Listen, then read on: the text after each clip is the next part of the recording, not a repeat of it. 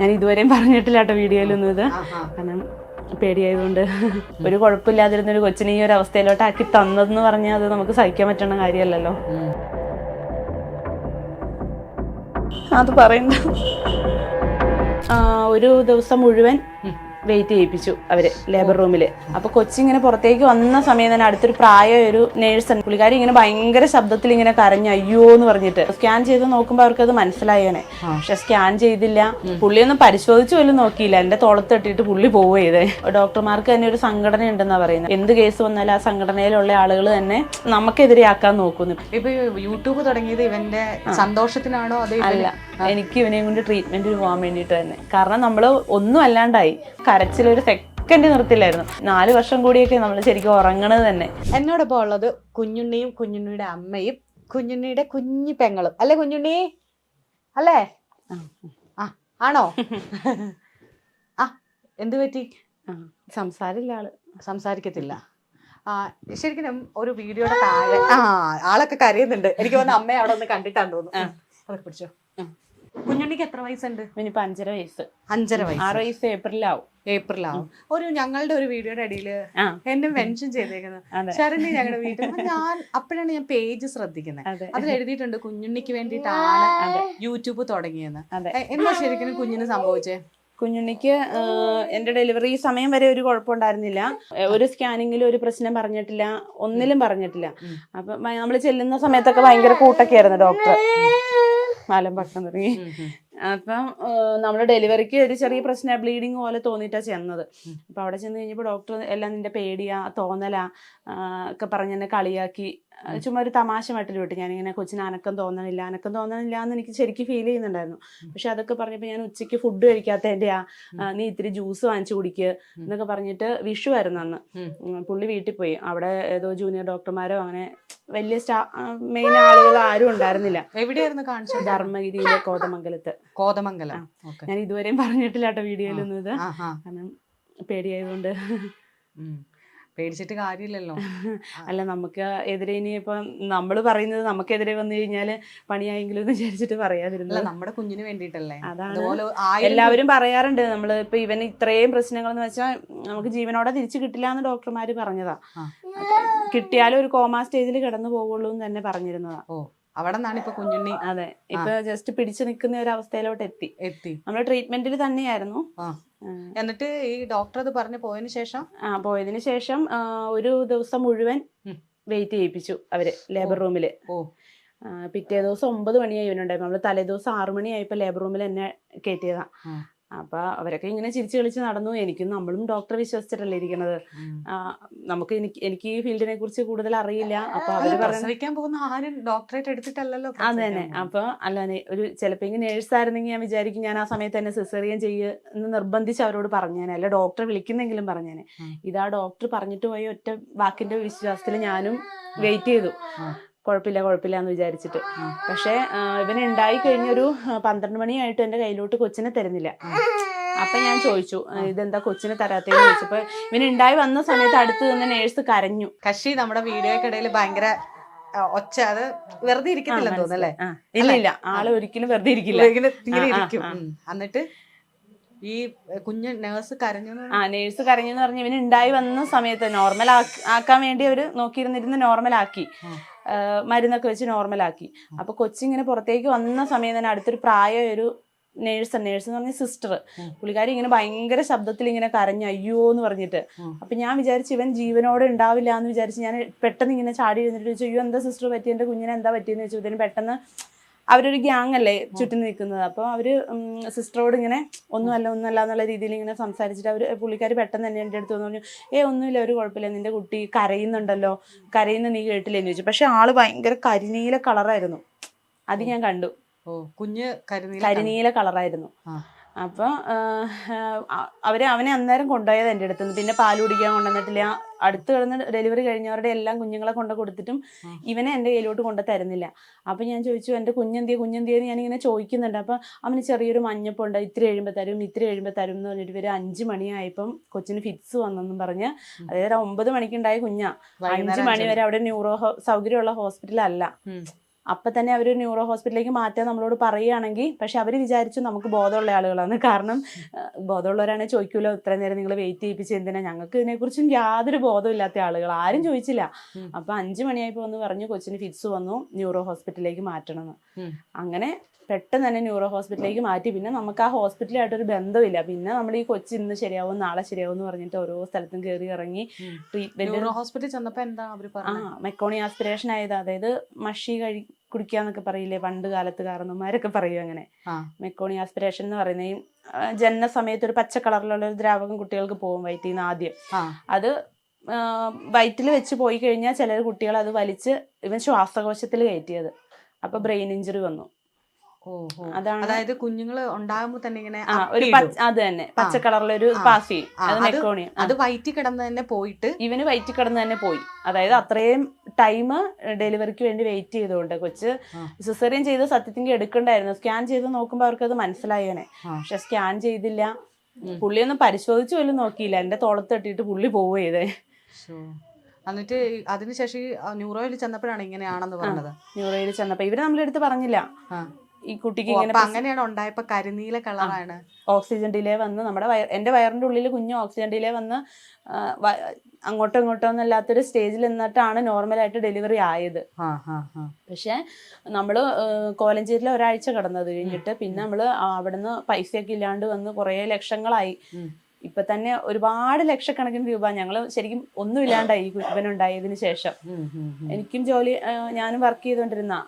അങ്ങനെ മൊത്തത്തിൽ പിന്നീട് ഇപ്പം എന്താ ട്രീറ്റ്മെന്റ് ഉള്ള? ട്രീറ്റ്മെന്റ് ഇപ്പൊ ഫിസിയോതെറാപ്പി ചെയ്യുന്നുണ്ട്. നമ്മള് പല പല ട്രീറ്റ്മെന്റിന് പോയി. എവിടെ ഇങ്ങനെ കൊച്ചു ശരിയാവും എന്ന് പറഞ്ഞാൽ അവിടെ എല്ലാം കൊണ്ടുപോകും. നമ്മള് പൈസ നോക്കാതെ ഓടും കൊച്ചിനെ എടുത്തിട്ട്. 6 വയസ്സ്? എത്ര വയസ്സ്? ഇപ്പൊ 5.5 വയസ്സായി. 5.5 വയസ്സ്. പക്ഷെ നമ്മൾ പോണ സ്ഥലത്തൊക്കെ ചെല്ലുമ്പോൾ അവര് ചോദിക്കും നിങ്ങൾ ഈ കാലത്തൊന്നും അല്ലേ ജീവിക്കുന്ന, ഈ ഡോക്ടർക്കെതിരെ എന്താ നിങ്ങൾ കേസ് കൊടുക്കാത്തെ?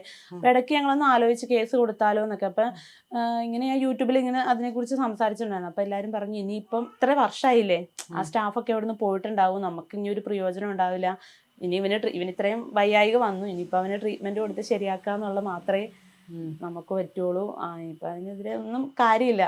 അവർക്ക് ഡോക്ടർമാർക്ക് തന്നെ ഒരു സംഘടന ഉണ്ടെന്നാ പറയുന്നത്. അപ്പൊ എന്ത് കേസ് വന്നാലും ആ സംഘടനയിലുള്ള ആളുകൾ തന്നെ അതിനെതിരെ നമുക്കെതിരെയാക്കാൻ നോക്കുന്നു. ഇപ്പൊ എന്റെ പ്രശ്നമായിരുന്നോ അതാണ് അങ്ങനെ ആക്കി തീർക്കും എന്നൊക്കെ പറയുന്നുണ്ട്. അത് കാരണം എനിക്ക് പേടിയായിട്ട്. അപ്പൊ നമുക്കൊരു ജനറ്റിക് ആയിട്ടൊരു പ്രശ്നം വന്നതാണെങ്കിൽ, അല്ലെ കൊച്ചിനൊരു പനി ഇങ്ങനെ വന്നാണെങ്കിൽ നമുക്ക് സഹിക്കാം. ഒരു കുഴപ്പമില്ലാതിരുന്നൊരു കൊച്ചിനെ ഈ ഒരു അവസ്ഥയിലോട്ട് ആക്കി തന്നതെന്ന് പറഞ്ഞാൽ അത് നമുക്ക് സഹിക്കാൻ പറ്റുന്ന കാര്യമല്ലല്ലോ. സത്യത്തില് ഞങ്ങളുടെ ഫാമിലി ഫുൾ ഇങ്ങനെ ഒരു വല്ലാത്തൊരവസ്ഥയിൽ കൂടെയാണ് കടന്നു വന്നത്. കാരണം അവന് ഈ വയ്യായിക വന്നുകൊണ്ട്.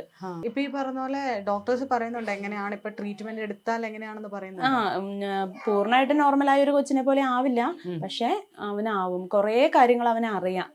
അതായത് അവന് ബ്രെയിൻ ഡെവലപ്മെന്റ് സംസാരിക്കില്ല. മുന്നേ സംസാരിക്കായിരുന്നു. പിന്നെ ഇവന് ചെറിയ ഫിറ്റ്സിന്റെ പോലെയൊക്കെ ഇടയ്ക്ക് ഇങ്ങനെ വരുന്ന ഫിറ്റ്സ് വന്നു കഴിഞ്ഞാൽ അങ്ങനെ സംസാരമൊക്കെ ബാക്കോട്ട് പോകും. ഇടയ്ക്ക് അങ്ങനെയൊന്നും വന്നിട്ട് നമ്മളിപ്പോ മെഡിസിൻ സ്റ്റാർട്ട് ചെയ്തിട്ടുണ്ട്. നമ്മൾ കണ്ടിട്ടില്ല, ടെസ്റ്റ് ചെയ്തപ്പോൾ അതിന്റെ ഒരു ചെറിയ ഇത് കാണിക്കുന്നുണ്ടെന്ന് പറഞ്ഞപ്പോ മെഡിസിൻ കൊടുക്കുന്നുണ്ട്.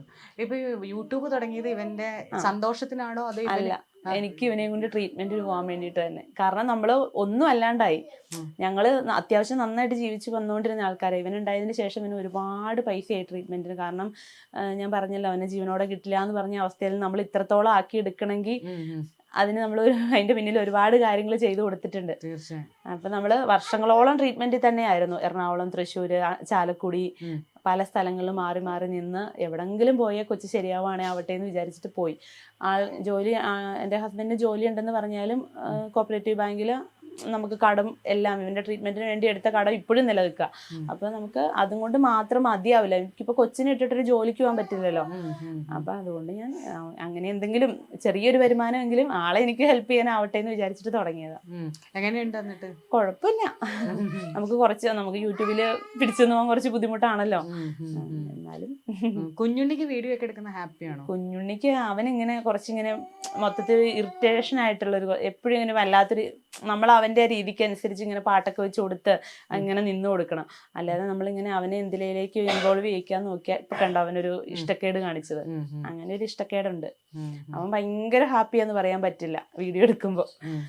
പിന്നെ അവന് ഇഷ്ടക്കേടുള്ളപ്പോ ഞാൻ എടുക്കില്ല. അവൻ സന്തോഷമായിട്ടിരിക്കുന്ന സമയത്ത് എടുക്കും. കുഞ്ഞിന് വന്നത് നമ്മുടെ കുഞ്ഞിന് വന്നു.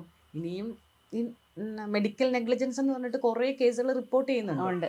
പക്ഷെ അതിനെതിരെ ആരെങ്കിലുമൊക്കെ സംസാരിച്ചാൽ മാത്രമേ. അത് ശരിയാണ്. പക്ഷെ എനിക്ക് സപ്പോർട്ടിന് ആള് കുറവാ.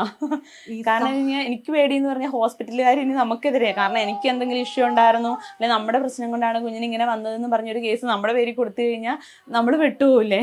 അതുകൊണ്ട് കുഞ്ഞുണ്ണി എനിക്ക് അങ്ങനെ ഞാൻ പറയുന്നതല്ല, ശരി. അതിപ്പം നമ്മളിപ്പോ ഈ വീഡിയോ കാണുന്നവർ പറയും ഇല്ല അങ്ങനെയാണ് നോക്കാന്നൊക്കെ പറയുമെങ്കിലും ഒരു കുഞ്ഞിനെ ഇത്രയും വയസ്സ് വരെ നോക്കാന്ന് പറഞ്ഞൊരു വലിയ ടാസ്ക്, അത്രയും വലിയ ടാസ്ക് ഒന്നും ആയിരിക്കില്ല കേസിലേക്കൊക്കെ പോകുമ്പോ. മനസ്സിലായി? നമ്മൾ കുറെ ആലോചിച്ചു ചെയ്താലോന്ന്. അപ്പൊ പിന്നെ പല സൈഡിൽ നിന്നും എല്ലാവരും തന്നെ പറഞ്ഞത് ഇനി അതുകൊണ്ട് കാര്യം ഉണ്ടാവില്ല. കാരണം നമ്മൾ ആ ഡോക്ടറോട് ജസ്റ്റ് ആ ഒരു സമയത്തെങ്കിലും ചെന്ന് പറയണായിരുന്നു ഇവന് ഈ ഒരു അവസ്ഥയിലാന്ന്. അല്ല അങ്ങനെ ഇപ്പൊ പറഞ്ഞോലെ ആ സമയത്ത് നിങ്ങൾക്ക് അതൊന്നും കുഞ്ഞ് രക്ഷപ്പെടുക അത്രേ ഉള്ളൂ. നമുക്ക് അത്രേ മനസ്സിലുണ്ടായിരുന്നുള്ളൂ, ഇവനെ രക്ഷപ്പെടുത്തുക. അല്ലാതെ നമ്മളിപ്പോ ഹോസ്പിറ്റലിന്റെ പേര് ഇതാവാനോ ഡോക്ടറെ ഇതാക്കാനോ ഒന്നും നമുക്ക് ആ സമയത്ത് തോന്നിയില്ലെന്ന് മാത്രമല്ല, അന്നത്തെ കാലഘട്ടം ഇന്നത്തെ കാലത്തൊന്നും വ്യത്യാസമുണ്ട്. നമുക്ക് നേരിട്ടതൊരു പിന്നെ വലിയ പ്രശ്നമാണെന്ന് മനസ്സിലാവുന്നുണ്ട്. ഇവന് സത്യത്തിൽ എന്താ സംഭവിച്ചതെന്ന് പോലും ഞങ്ങൾക്ക് കുറെ നാൾ കഴിഞ്ഞ ബോധം വന്നേ. കാരണം ഇങ്ങനെ ഒരു കുഞ്ഞ് നമ്മുടെ വീട്ടിലില്ല, നമ്മൾ ഒരാളെയും കണ്ടിട്ടില്ല. അപ്പൊ ഇങ്ങനെയുള്ള പ്രശ്നങ്ങൾ എനിക്ക് ഫിസിയോതെറാപ്പി എന്ന് പറഞ്ഞ സംഭവം ഉണ്ടെന്ന് പോലും ഇവൻ ഉണ്ടായതിനു ശേഷം അറിയുന്നത്. ഈ NICU, ന്യൂറോ ഡോക്ടർമാര്, ഇതൊക്കെ നമുക്കറിയില്ല. ആ ഒരു ഫീൽഡേ നമുക്കറിയില്ല. ഈവൻ കുഞ്ഞിനെ ഉണ്ടായതിനു ശേഷമാണ് ഇങ്ങനെയുള്ള കാര്യങ്ങളൊക്കെ എന്താ പറയാ ഈ ലോകത്ത് നടക്കുന്നുണ്ടെന്ന് തന്നെ അറിയണത്. ഇപ്പൊ എന്റെ ഏറ്റവും അവസാനം ഞങ്ങളിപ്പോ കഴിഞ്ഞ ഇന്റർവ്യൂവിലെ സ്ഥലം രാജകുമാരിയിലെ അതിലത്തെ ഇതുപോലെ തന്നെ ഇരട്ടകളായിരുന്നു. അപ്പം 6ാം മാസത്തിൽ ഉണ്ടായി. ആ കുഞ്ഞിനെ വലിച്ചപ്പോഴെങ്ങാണ്ട് ഒരു ഞരമ്പ് ഇതായതാ. ആ 27 വയസ്സായി. ആ അച്ഛൻ ഹോസ്പിറ്റലിന് അനാസ്ഥയാണ്.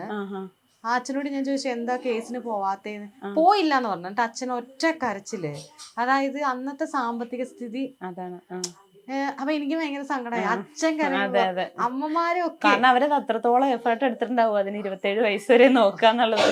ഈ 5.5 വയസ്സ് വരെ ഞാനും പിന്നെ നോക്കിയതെന്ന് പറഞ്ഞാൽ, കാരണം കുഞ്ഞിന് ഈ കാണുന്ന ആളെ ആയിരുന്നില്ല കുറച്ച് നാള് മുന്നേ വരെ. നമ്മള് ചാലക്കുടിയിൽ സംഗീതം എന്ന് പറഞ്ഞൊരു സാറിന്റെ അടുത്ത് പോയിട്ടുണ്ട്. എനിക്ക് മനസ്സിലായി. ആ സംഗീത് സാറിന്റെ അടുത്തല്ലേ മറ്റേ പാപ്പി അല്ലേ? അപ്പൊ ഇവൻ ആ സാറിന്റെ അടുത്ത് പോയതിനു ശേഷമാണ് ഈ നിർത്താതെയുള്ള കരച്ചില് കുറച്ചത്. അയ്യോ, നമുക്ക് അയൽവക്കത്തുള്ളവർക്ക് പോലും, അതായത് കുറച്ച് ആളുകൾ ഒന്നിച്ച് താമസിക്കുന്നിടത്ത് അവനക്ക് ഇവനെയും കൊണ്ട് ഒരു 2-3 ദിവസം പോയി അടുപ്പിച്ച് കിടക്കാൻ പറ്റില്ലായിരുന്നു. കാരണം ഒരു ദിവസമൊക്കെ ആൾക്കാർ ക്ഷമിക്കും, 2-3 ദിവസമൊക്കെ ആകുമ്പോഴത്തേനും അവർ ആലോചിക്കാൻ തുടങ്ങും, അയ്യോ ഇതെന്താ കൊച്ചിങ്ങനെ. കാരണം അവർക്കൊന്ന് കിടന്നുറങ്ങണ്ടേ, അതുമാതിരി കരച്ചിലായിരുന്നു ഇവൻ. പക്ഷെ സാറിന്റെ അടുത്ത് പോയതിനു ശേഷം ആ കരച്ചിലിനൊരു ശമനം വന്നത്. അവിടെ പോയിട്ട് എന്താ ഇപ്പൊ? അവിടെ പോയിട്ട് സാറിന്റെ അടുത്ത് പോയിട്ട് മാറ്റുണ്ട്. പക്ഷെ എനിക്കിപ്പോ ഈ മോളെ ഡെലിവറി പ്രഗ്നന്റ് ആയ പിന്നെ ഞാൻ അവിടെ നിർത്തിയത്. കാരണം ഇത്ര ലോങ് അല്ലേ, നമുക്ക് ഇവിടുന്ന് ചാലക്കുടി വരെയും പോവാന്ന് പറഞ്ഞാൽ പിന്നെ ആൾക്ക് എന്നെ കൊണ്ട് പോകാനും മോനെയും കൊണ്ട് പോകാനും പറ്റൂല. ജോലി ഉള്ളതുകൊണ്ട് ഞങ്ങൾ ആ ജോലിയുടെ ബലത്തിലാണ് ജീവിച്ചിരിക്കുന്നത് തന്നെ. അപ്പൊ അത് കാരണം അത് ഒഴിവാക്കാനും പറ്റൂലല്ലോ. ആളെന്ത് പഠിച്ചതാ? ഞാൻ +2 ഡിപ്ലോമ. പക്ഷെ ഞാൻ ബ്യൂട്ടി പാർലറും തയ്യൽക്കടയും പിന്നെ സ്റ്റേഷനറി ഒക്കെ ആയിട്ട് അത്യാവശ്യം നന്നായിട്ട് നടത്തിക്കൊണ്ട് പോകുന്നു. ഇവനുണ്ടായി 1 വർഷം വരെ നമ്മൾ വെയിറ്റ് ചെയ്തു. എനിക്ക് അറിയില്ലായിരുന്നു ഇവൻ നടക്കില്ല എന്നൊന്നും. നടക്കുമായിരിക്കും എന്നൊക്കെ വിചാരിച്ച് 1 വർഷം നോക്കി, പിന്നെ കൊടുത്തു അത്. കാരണം നമുക്ക് പറ്റൂലല്ലോ ഇവനെ വെച്ചിട്ട് ചെയ്യാന്ന് പറഞ്ഞാ.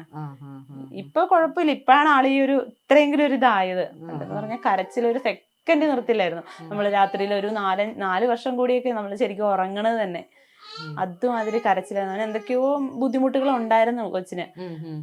മൂത്തയാളെന്താ? മൂത്തയാളെ 7ാം ക്ലാസ്സിൽ പഠിക്കുന്നു. 7ാം ക്ലാസ്സിൽ പഠിക്കുന്നു. കക്ഷി അനിയനെ നോക്കൂല്ലേ? നോക്കും. ഒരു കുഴപ്പമില്ല. അല്ല 7ാം ക്ലാസ് എന്നൊക്കെ പറയുമ്പോ തന്നെ അതൊരു നോർമൽ ഡെലിവറി ആയതുകൊണ്ട് ഇങ്ങനത്തെ ഒരു ഭീകരത പ്രതീക്ഷിച്ചില്ല. നമുക്ക് ഇങ്ങനെ സംഭവിക്കുമെന്ന് അറിയില്ലായിരുന്നല്ലോ. നമുക്ക് എവിടെയെങ്കിലും കേട്ടിട്ടെങ്കിലും ഉണ്ടെങ്കിൽ ഞാൻ ഉറപ്പായിട്ട് അവരോട് പറഞ്ഞേനെ, നിങ്ങൾ എന്താ എന്നെ നോക്കാത്തേന്നെങ്കിലും ചോദിച്ചേനെ. ഇതിപ്പോഴും സിസ്റ്റർമാർ അവിടെ ലേബർ റൂമിൽ ഇരുന്ന് അവരുടെ വീട്ടിൽ പട്ടിക്കുഞ്ഞുണ്ടായ കഥയും പൂച്ചക്കുഞ്ഞുണ്ടായ കഥയൊക്കെ അങ്ങോട്ടും ഇങ്ങോട്ടും സംസാരിച്ചുകൊണ്ടിരിക്കുന്നു. ഞാനിതെല്ലാം കേട്ട് രസിച്ചു കിടക്കുക. സത്യം പറഞ്ഞ പെയിൻ ഇല്ലായിരുന്നു ആ സമയത്ത്? പെയിൻ ഒന്നും ഉണ്ടായിരുന്നില്ല. എനിക്ക് ബ്ലീഡിങ് ഉണ്ടായി. അപ്പൊ ഞാൻ ഈ ബ്ലീഡിങ് ഉണ്ടായത് എന്നാന്ന് ഡോക്ടറിന്റെ അടുത്ത് ചോദിച്ചപ്പോൾ പറഞ്ഞത് PV ചെയ്യൂലോ, ഒരാഴ്ച മുന്നേ PV ചെയ്തിട്ടുണ്ടായിരുന്നു. അങ്ങനെ ചെയ്യുന്നവർക്ക് ഇങ്ങനെ ചെറുതായിട്ട് ബ്ലീഡിങ് ഉണ്ടാവും, നീ അതൊന്നും ഓർത്ത് ടെൻഷനൊന്നും അടിക്കണ്ട. അതിന് മുമ്പത്തെ സ്കാനിങ്ങിന് വന്നപ്പോൾ ഡോക്ടർ പറഞ്ഞു നിന്റെ കൊച്ചിന് ഒരു കുഴപ്പമില്ല, ഇത് കണ്ടോ നിന്റെ കൊച്ചിന്റെ കൈ കണ്ടോ, കാല് കണ്ടോ, കണ്ണ് കണ്ടോ എന്നൊക്കെ പറഞ്ഞിട്ട് മോളും കയറുമായിരുന്നു. അപ്പൊ സ്കാൻ ചെയ്യാൻ കയറുമ്പോ മോളുടെ അടുത്ത് കാണിച്ചു കൊടുക്കും, നിന്റെ ബാവയുടെ ബേബിയുടെ കണ്ണ് കണ്ടോ, കാല് കണ്ടോ എന്നൊക്കെ ചോദിച്ചിട്ട്. അതുപോലെ ഹാപ്പി ആയിട്ട് ഒരു പ്രശ്നവും പറഞ്ഞിട്ടില്ല. ലാസ്റ്റ് നിമിഷത്തിലാണ് ഡോക്ടർക്ക് എന്തെങ്കിലും ആ സമയത്ത് തോന്നിയിട്ടുണ്ടാവില്ല, ദൈവം തോന്നിപ്പിച്ചിട്ടുണ്ടാവില്ല എന്നെ ഒന്ന് നോക്കാനായിട്ട്. നമ്മളും കുറെ എന്താ പറഞ്ഞ നമ്മൾ ഈ ആളുകളെ ഓരോ ഹോസ്പിറ്റലിൽ എന്ത് കാര്യത്തിൽ ചെല്ലുമ്പോഴും നമ്മളോട് പറയും പെയിനാന്ന് പറയുമ്പോൾ അവർ പറയും അതെ അസാധ്യമായിട്ടുള്ള പെയിനാണ് ഗുളിക നമ്മൾക്കറിയില്ല ഇത് അസാധ്യ പെയിനാണോ നോർമൽ പെയിനാണോ. മനസ്സിലായി. എനിക്ക് വേദനിക്കുന്ന എങ്ങനെയാന്ന് എനിക്ക് ഒരിക്കലും പറഞ്ഞു തരാൻ പറ്റില്ല. എന്റെ വേദന എന്റെ മാത്രം. അപ്പൊ ഞാനിങ്ങനെ എനിക്ക് വേദന ഉണ്ടെങ്കിൽ ഞാൻ പറയും എനിക്ക് വേദന ഉണ്ടോ, അസാധ്യ വേദനയാണോ, ഞാൻ പറഞ്ഞു അല്ല എനിക്ക് വേദനയുണ്ട്. മനസ്സിലായി. അസാധ്യ വേദന എന്ന് ചോദിച്ചാൽ അത് എനിക്കറിയില്ല, എനിക്ക് വേദനിക്കുന്നുണ്ടല്ലോ, അതല്ലേ എനിക്ക് പറയാൻ പറ്റുള്ളൂ. 3ാമത്തെ കുട്ടി ഉണ്ടായിട്ട് ഞങ്ങള് പേടിയായിട്ട് സഭയിൽ പോയത്. കാരണം 3ാമത്തെ ആൾ ഉണ്ടായിട്ട് ഇപ്പൊ 6 മാസം സഭയിലാണ് ഞങ്ങള് പോയത്. അത്യാവശ്യം നല്ലതായിട്ട് നോക്കുന്ന സ്ഥലത്ത് പോവാന്ന് വിചാരിച്ചിട്ട് പേടിച്ചിട്ട്. ശരിക്കും ഈ ഇടുക്കി പോലുള്ള സ്ഥലങ്ങളിൽ നേരേശവന് ഒരു ഹോസ്പിറ്റലില്ല. ഇപ്പൊ കുഞ്ഞുണ്ണീനെ പോലെ ഒരു കുഞ്ഞിന് വേണ്ട ഒരു സൗകര്യം ഇവിടെ ഇല്ല.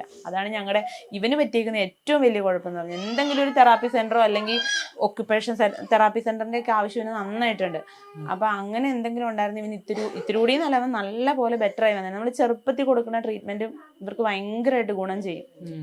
അതായത് കതിരെ കൊണ്ട് വളം വെക്കുക എന്ന് പറയണ മാതിരി ചെയ്തിട്ട് ഒരു കാര്യമില്ല. പക്ഷെ നമ്മൾ ചെറുപ്പത്തിൽ കൊടുത്തിട്ടുണ്ട്, അതിന്റെ ഗുണം അവന് ഉണ്ടായിട്ടുമുണ്ട്. പക്ഷെ നമ്മളത് സ്റ്റോപ്പ് ചെയ്തതുകൊണ്ട് അത് അങ്ങനെ തന്നെ നിന്നുപോയി. സ്പീച്ച് തെറാപ്പി ഒക്കെ നമ്മൾ ആ സമയത്ത് കൊടുക്കണം അല്ലെ? ആ സമയത്ത് കൊടുത്തപ്പോ ഇവൻ സംസാരിക്കായിരുന്നു ചെറുതായിട്ട്. അമ്മ, ചേച്ചി, പാപ്പം, മാമം അങ്ങനെയൊക്കെ പറയായിരുന്നു. അത് നിർത്തി കഴിഞ്ഞപ്പോ ആളത് നിർത്തി അല്ലേ?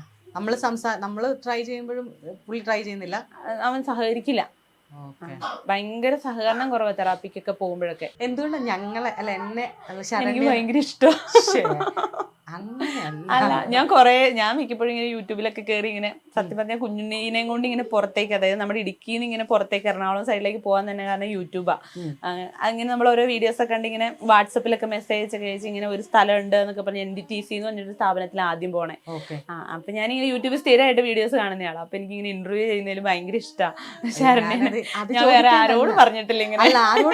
ഞാനത് നോട്ട് ചെയ്യാൻ കാരണം സാധാരണ അങ്ങനെ കമന്റ്സ് വായിക്കാറില്ല. അപ്പം ഓഫീസിലെ പിള്ളേർ ഇങ്ങനെ നമ്മൾ ഇടും ഒരു വീഡിയോയില് ആദ്യത്തെ കമന്റ്സ് നോക്കിയിട്ട് മോശപ്പെട്ടതാണോ, അതെ നമ്മൾ ഇടുന്ന വീഡിയോസിൽ ആളുകളെ ഭയങ്കര വേദനിപ്പിക്കുന്ന കമന്റ് ഉണ്ടെങ്കിൽ നമ്മൾ ഡിലീറ്റ് ചെയ്യും. നമ്മൾ തന്നെ ഡിലീറ്റ് ചെയ്യും. അത് ആരാ നോക്കത്തില്ല. പിന്നെ എന്നെയൊക്കെ ചീത്ത വിളിച്ചാൽ നമ്മൾ അതവിടെ തന്നെ വെച്ചേക്കും. കാരണം എന്തെങ്കിലും ആയിക്കോട്ടെ. പക്ഷെ ആ വ്യക്തികളെ മോശം പറഞ്ഞാൽ നമുക്ക് ഭയങ്കര ബുദ്ധിമുട്ടാണ്. നമ്മളായിട്ട് തന്നെ അത് നമ്മൾ ഡിലീറ്റ് ചെയ്യും. നമ്മളുടേത് പ്രശ്നമല്ല. അപ്പൊ എന്റെ പേരെടുത്ത് മെൻഷൻ ചെയ്തപ്പോ ഞാൻ ആലോചിച്ചു, ഞാൻ പണ്ട് ബിഹൈൻഡ് വുഡ്സിലുണ്ടായിരുന്നു, അന്ന് ഞാൻ ശ്രദ്ധിച്ചിട്ടുണ്ട്. അപ്പൊ ഞാനോർത്ത് എന്തോ എന്നോട് പറയാനുണ്ട്. അപ്പോഴാണ് ഞാൻ പ്രൊഫൈല് കയറുന്നത്. എനിക്ക് സത്യം പറഞ്ഞ ഞാൻ ചാനൽ തുടങ്ങിയപ്പോഴും എന്റെ മനസ്സിലുണ്ടായിരുന്നു ഇവന് ആ വന്ന പ്രശ്നം, ആ ഡോക്ടറിന്റെയും ഹോസ്പിറ്റലിന്റെയും പേര് എനിക്ക് പുറത്ത് പറയണം. പക്ഷെ പറഞ്ഞാൽ പ്രശ്നമാവോ, കാരണം അവിടെ പോകുന്ന ഒരാൾക്കും അവർക്ക് ശ്രദ്ധിക്കാമല്ലോ. ഞാനിത് പറഞ്ഞു കഴിയും. ഞാൻ വീഡിയോയിൽ പലവട്ടം പറഞ്ഞിട്ടുണ്ട് ഇങ്ങനെയുള്ള കാര്യങ്ങൾ ശ്രദ്ധിക്കണം, നിങ്ങൾക്ക് ഇങ്ങനെ എന്തെങ്കിലും ബുദ്ധിമുട്ട് വന്നാൽ ഡോക്ടറോട് ഉറപ്പായിട്ട് അത് എന്താണെന്ന് ചോദിക്കാനൊരു ഇത് നിങ്ങൾ കാണിക്കണം, എനിക്കത് പറ്റിയില്ല എന്ന് പറഞ്ഞിട്ടുണ്ട്. പക്ഷെ ആ ഹോസ്പിറ്റലിന്റെയും ഡോക്ടറിന്റെയും പേര് ഞാൻ പറഞ്ഞിട്ടുണ്ടായിരുന്നില്ല. ഇപ്പൊ അത് പറയാനൊരു ധൈര്യം അല്ലേ? ഇപ്പോഴും ഇല്ല, ഇപ്പോഴും പേടിയാ.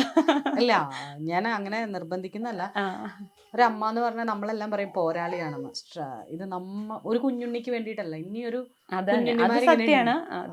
എനിക്കത് പറയുമ്പോ തന്നെ കുളിര് വരും. മനസ്സിലായ? നമുക്കറിയാലോ ഇന്ന് ആ സ്ട്രഗിൾ. ഇപ്പം എന്തെങ്കിലും ആയിരുന്നത് കൊണ്ടാണ് ഇത്രയെങ്കിലും കുഞ്ഞുണ്ണീനെ ഒന്നും അല്ലാത്തവരുടെ കാര്യം ഒന്ന് ആലോചിച്ച്. മനസ്സിലായോ? നമ്മൾ അങ്ങനെയൊക്കെ ഉള്ളത് നമ്മള് പ്രതികരിക്കേണ്ടത് നമ്മൾ പ്രതികരിക്കണം, കറക്റ്റായിട്ട് പ്രതികരിക്കണം. അപ്പോഴാണ് എനിക്ക് തോന്നിയത് ഓക്കെ സന്ധ്യക്ക് എന്തോ എന്നോട് പറയാനുണ്ട്. മെയിനായിട്ട് എനിക്ക് പറയാനുള്ള കാര്യം അത് തന്നെ. എൻ്റെ കൊച്ചിന് വന്നത് വേറൊരു കൊച്ചിന് ഇനി വരരുത്. കാരണം ഞാൻ പറഞ്ഞല്ലോ, ഒരു പനി വന്നോ എന്തെങ്കിലും ഒരു അസുഖം വന്നാണ്. എൻ്റെ മോന് പനി വന്നിട്ടാണല്ലോ ഇങ്ങനെ വന്നേ, നമ്മുടെ വിധി ആയിരിക്കാന്ന് നമുക്ക് സമാധാനിക്കാം. പക്ഷെ ഇതെന്ന് പറഞ്ഞാൽ വരുത്തി വെച്ചതാണ്. അവര് മനഃപൂർവ്വം തന്നെ ഞാൻ പറയുള്ളൂ. അല്ലെങ്കിൽ അയാൾക്ക് എന്നെ ഒന്ന് പരിശോധിച്ച് നോക്കായിരുന്നു. അല്ലെങ്കിൽ ഞാൻ 1-2 പേര് മാത്രം അന്ന് അഡ്മിറ്റ് ആയിട്ടുണ്ട്. നമ്മളെ ഒന്ന് വിളിച്ച് അന്വേഷിക്കത്തില്ലേ, അവിടെ ഡോക്ടർമാരോട് വിളിച്ച് ചോദിക്കാമല്ലോ നമ്മുടെ കണ്ടീഷൻ എന്താന്ന്. അപ്പോൾ അവരോട് ഞാൻ ഒരു 3 മണിയൊക്കെ ആയപ്പോൾ തൊട്ട് ഞാൻ പറയുന്നുണ്ട് എനിക്ക് എന്തൊക്കെയോ പ്രശ്നമുണ്ടെന്നൊക്കെ. അപ്പോൾ എൻ്റെ അടുത്ത് വന്ന് നേഴ്സ് ചോദിച്ചു, നിങ്ങളുടെ ഇത് 2ാമത്തെ ഡെലിവറി അല്ലേ, പിന്നെ എന്താ എത്ര പേടിയെന്ന് ചോദിച്ചു. അപ്പോഴെന്റെ മനസ്സിൽ ഡെലിവറിക്ക് വേണ്ടിയുള്ള പേടിയല്ല, എൻ്റെ കൊച്ചിനുള്ളിൽ എന്തോ സംഭവിച്ചു എന്നൊരു തോന്നൽ അപ്പോഴൊക്കെ എൻ്റെ കയ്യിലുണ്ട്. ഞാൻ ഡോക്ടർ നിങ്ങളെന്താ വിളിക്കാത്തേന്നൊക്കെ ചോദിക്കുന്നുണ്ട്. പക്ഷെ ഞാനും അത് തന്നെയാണ് ചിന്തിക്കുന്നത്. ഏകദേശം വൈകുന്നേരം 6 മണിക്ക് കയറിയതാ. പിറ്റേ ദിവസം രാവിലെ 9 മണി. എന്താണേലും ഒരു അമ്മ എന്ന നിലയിൽ അതിന്റെ ഓരോ നമ്മൾക്ക് എത്ര നെഗറ്റീവ് ചിന്തിക്കരുതെന്ന് പറഞ്ഞാൽ പോലെ നെഗറ്റീവ് ചിന്തിച്ചു. അതൊക്കെ തരണം ചെയ്ത് ഇപ്പൊ കേൾക്കുമ്പോൾ നമുക്ക് വിഷമമുണ്ട്. പെയിനൊക്കെ നമുക്ക് ഫീൽ ചെയ്യും. കാരണം നമ്മളിപ്പോ ഇരിക്കുന്ന ഓരോ സെക്കൻഡില്ലേ, ഇപ്പൊ നമ്മൾ ഇരിക്കുന്ന ഒരു അരമണിക്കൂറുള്ളെങ്കിൽ ഈ അരമണിക്കൂറിൽ ഇത്ര സെക്കൻഡ് പോകുമ്പോൾ എത്രത്തോളം ചിന്തകൾ നമ്മുടെ ഉള്ളിൽ കൂടെ പോയിട്ടുണ്ട്. അപ്പൊ ഒരു കുഞ്ഞിനെ വയറ്റിൽ വെച്ചിട്ട് ആ ചിന്ത, എനിക്ക് ഡെലിവറിയുടെ സമയത്തെ ആ ഒരു പെയിനോ കാര്യങ്ങളോ ഒന്നും അല്ല എന്റെ പ്രശ്നം. ആ സമയത്ത് അങ്ങനെയൊന്നും തോന്നിയില്ല എന്ന് പറഞ്ഞു. പിന്നീട് നമുക്ക് എപ്പോൾ വേണേലും തോന്നാലോ ഇപ്പം ആ ഒരു മൊമെന്റ് കഴിഞ്ഞ് കഴിയുമ്പോൾ. പിന്നെ എന്താ ഇത്ര പേടി തോന്നാൻ കാരണം? ഞാൻ പറഞ്ഞല്ലോ, ഇങ്ങനെ നമ്മുടെ കൂടെ നമുക്ക് ഇതിനിങ്ങനെയുള്ള കാര്യത്തിന് കേസ് കാര്യങ്ങൾക്കൊക്കെ ഇറങ്ങണമെങ്കിൽ ഒന്നാമത് പൈസ നന്നായിട്ട് വേണമെന്ന് ഞാൻ കേട്ടിട്ടുണ്ട്. എനിക്ക് ഇതിനെക്കുറിച്ച് അറിയില്ല. പക്ഷെ നമ്മൾ എന്ത് കാര്യത്തിന് ഇറങ്ങിയാലും പണമാണല്ലോ മുൻപിൽ നിൽക്കണേ. അപ്പം അത് നമുക്ക് നല്ലതായിട്ട് കുറവാണ്. ആ പൈസ എൻ്റെ കൊച്ചിൻ്റെ ട്രീറ്റ്മെൻറ്റിന് വേണ്ടി ചിലവാക്കാനേ എനിക്ക് തോന്നാറുള്ളൂ. കാരണം ഒരു ക്രിമിനൽ വക്കീലിനെയൊക്കെ കാണേണ്ടതായിട്ട് വരും. അവരുടെ ഫീസൊക്കെ നന്നായിട്ട് കൂടുതലാണ്. അപ്പം അത് ഇനി അത് കൊണ്ട് കാര്യമുണ്ടോ എന്ന് അറിയില്ല, നമുക്ക് പ്രയോജനം ഉണ്ടാവുമോ എന്ന് അറിയില്ലാത്തൊരു കാര്യത്തിന്റെ പിന്നാലെ നടക്കാൻ സത്യം പറയാൻ തോന്നിയിട്ടില്ല. അപ്പൊ ഇവനെ വേണ്ടിയിട്ട് തന്നെ കൊച്ചിനെ എങ്ങനെയെങ്കിലും എനിക്ക് ശരിയാക്കി എടുക്കണം. അതാണ് എന്റെ ലക്ഷ്യം സത്യം പറഞ്ഞ. കുഞ്ഞുണ്ണി ഇപ്പൊ ഭയങ്കര ഈ സമയത്ത് അവൻ എപ്പോഴും ആള് ഹാപ്പിയാണ്. ഇങ്ങനെ അവൻ്റെതായ ഒരു ലോകത്ത് നമ്മള് ഹാപ്പിയാക്കാൻ വിട്ടാൽ കുഴപ്പമില്ല ആള്. ആൾക്കാരൊക്കെ വരുമ്പോഴാണ് കക്ഷിക്ക് പ്രശ്നം. ഇങ്ങനെ പിടിച്ചു വെക്കണത് ഇഷ്ടമല്ല. നമ്മളിപ്പോ ക്യാമറയുടെ മുമ്പിൽ ഞാനാണേലും വീഡിയോ ചെയ്യുമ്പോൾ പിടിച്ചിങ്ങനെ വെച്ചിട്ട് കുഞ്ഞിനെ നമുക്ക് ഇങ്ങനെ വീഡിയോ ചെയ്യാം എന്നൊക്കെ പറഞ്ഞാൽ ഭയങ്കര ഇഷ്ടക്കേടാ. അതിഷ്ടമല്ല. പക്ഷെ ആളിങ്ങനെ കളിച്ചിട്ടിരിക്കുന്ന സമയത്തൊക്കെ വീഡിയോ എടുത്തു കഴിഞ്ഞാൽ ഒരു കുഴപ്പമില്ല. ഇയാൾ പറഞ്ഞൊക്കെ മനസ്സിലാവും. എല്ലാ കാര്യങ്ങളും മനസ്സിലാവില്ല, എന്നാലും കുറേ കാര്യങ്ങൾ മനസ്സിലാവും. നീ മനസ്സിലാവും. ഞാൻ അതിന് വേണ്ടിയിട്ടാണ് ട്രൈ ചെയ്യുന്നത്. ഇപ്പം ആരെങ്കിലും ഒക്കെ ഇപ്പൊ ഒരു നിയമസഹായം വന്നാല് എങ്ങനെയാണ്? തീർച്ചയായിട്ടും ഞാൻ ഇറങ്ങിയിരിക്കും. ഞാനത് കാത്തിരിക്കുന്ന ഒരു കാര്യം. കാരണം ആ ഡോക്ടറിനെ കുറിച്ച് ഓർക്കുമ്പോൾ എൻ്റെ മനസ്സിൽ വെറുപ്പ് മാത്രമേ ഉള്ളൂ. സത്യം പറഞ്ഞു, ഇവൻ ഈ ഒരു അവസ്ഥയിൽ എനിക്ക് കൊച്ചിന് ചില സമയം നമ്മളിങ്ങനെ ചിരിച്ച് സംസാരിക്കുന്നുണ്ടെങ്കിൽ നമ്മുടെ ഉള്ളിൽ ഭയങ്കര സങ്കടമുണ്ട്. നമ്മളെ കൊച്ചി ഇപ്പോഴും അവനൊരു സ്കൂളിൽ പോകാനോ അല്ല അംഗൻവാടി പോകാനോ മറ്റു കുഞ്ഞുങ്ങൾ ഇറങ്ങി നടക്കുമ്പോൾ അവന് നടക്കാനോ ഒന്നും അവന് പറ്റണില്ല. അത് പറയണ്ട. ഞാൻ ഇങ്ങനെയുള്ള കാര്യങ്ങൾ വീഡിയോയിലും പറയാറില്ല. നമ്മളെ കരഞ്ഞോണ്ടിരുന്ന അങ്ങനെയല്ല. ഇല്ല, ഞാൻ കരയാറില്ല. പക്ഷെ എനിക്ക് പെട്ടെന്ന് പറഞ്ഞു തരുമ്പോ അതെനിക്ക് മനസ്സിലായി. ഇത്രയും നേരം ഭയങ്കര സ്ട്രഗിൾ ചെയ്ത് സംസാരിച്ചെന്ന് എനിക്ക് മനസ്സിലായിരുന്നു. ഇങ്ങനെ നോക്ക്, അത് കുഴപ്പമില്ല.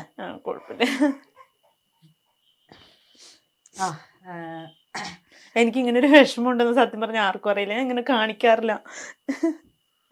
പെട്ടെന്ന് ഇങ്ങനെ പറഞ്ഞു ഇപ്പോഴേ ഇല്ല, അത് എനിക്ക് മനസ്സിലാവും. എനിക്കും പലതവണ ഭയങ്കര വിഷമം തോന്നി. എന്നിട്ട് ഞാനിങ്ങനെ അറിയാലോ, നിനക്കറിയാലോ ഞാന്. അപ്പോഴും ഞാനിങ്ങനെ ആലോചിച്ചു, ഞാൻ എവിടെ ചെന്നാലും ഈ കരച്ചിലാണെന്ന് എല്ലാരും പറയും. ഞാൻ ഒരിക്കലും കരഞ്ഞിട്ടില്ല. ഞാൻ ഒരാളുടെ മുന്നിലും കരഞ്ഞിട്ടില്ല. കുഞ്ഞുങ്ങളുടെ കാര്യം പറഞ്ഞിട്ട് ഒരിക്കലും ഒരു കാര്യത്തിനും കരയാറില്ല. പ്രത്യേകിച്ച് എന്റെ കാര്യത്തിന് കരയാറില്ല. നമ്മൾ കരഞ്ഞിട്ട് കാര്യമില്ലല്ലോ.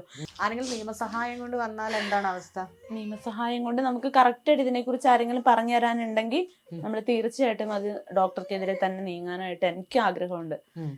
ഹസ്ബൻഡ് ഇടയ്ക്ക് പറയാറുണ്ട് നമുക്ക് നോക്കിയാലോ. പക്ഷെ പറഞ്ഞ പോലെ നമുക്ക് സാമ്പത്തികമാണല്ലോ എല്ലാത്തിലും ഇതായിട്ട് നിൽക്കണത്.